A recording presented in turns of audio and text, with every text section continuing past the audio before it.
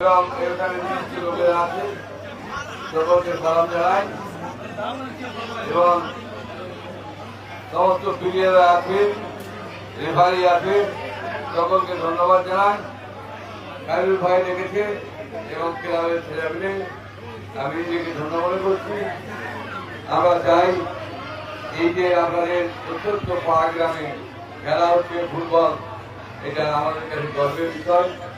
কারণ হলো খেলাধুলা করলে মানুষের মাইন্ড ফ্রেশ থাকে এবং মানুষের এই যে খেলা যখন থেকে স্টার্ট করবেন, একটা মাইন্ডে মানুষের মনে চর্চা ঢুকে যে খেলা হবে এবং খেললে কেউ ভালো খেলবে, কেউ খারাপ খেলবে, কেউ এই দলে সাপোর্ট হবে, কেউ ওই দলে সাপোর্ট হবে, কিন্তু সর্বক্ষণ একটা মানুষের ভিতরে থাকবে যে আমরা জিতবো, কেউ হারবো। কিন্তু হারাই বলে বড় কথা নয়, আমাদের মনে আনন্দ, এটাই সবচেয়ে বড় কথা। এবং এই চর্চাটা মানুষের মাইন্ডকে চেঞ্জ করে এই ক্রীড়া জগৎ। তাই ক্রীড়া জগৎকে সকলে ভালোবাসতে হবে এবং খেলাধুলা করলে মানুষের শরীর কিন্তু ভালো থাকে।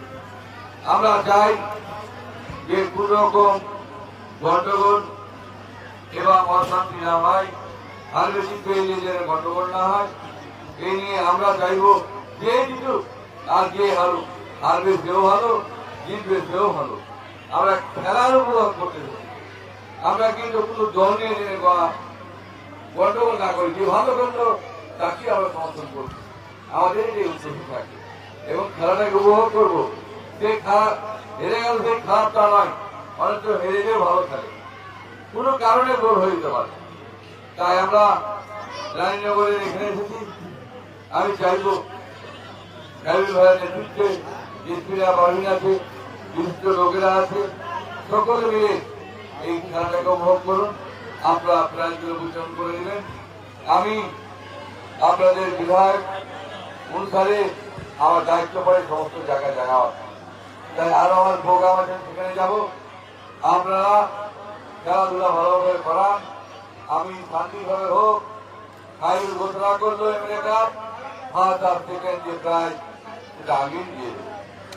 আমরা সব সময় চাই খেলাধুলা উৎসব করুক এবং মানুষ ধর্মপ্রিয় হোক, যেন মানুষ মসজিদ মন্দিরে যায়, তাহলে মানুষের জ্ঞান খারাপ থাকবে, দ্রুত থাকবে। যত শান্তি থাকবে তত আমরা ভালো থাকবো। আমাদের ইসলাম ধর্মই বলে শান্তির ধর্ম, তাই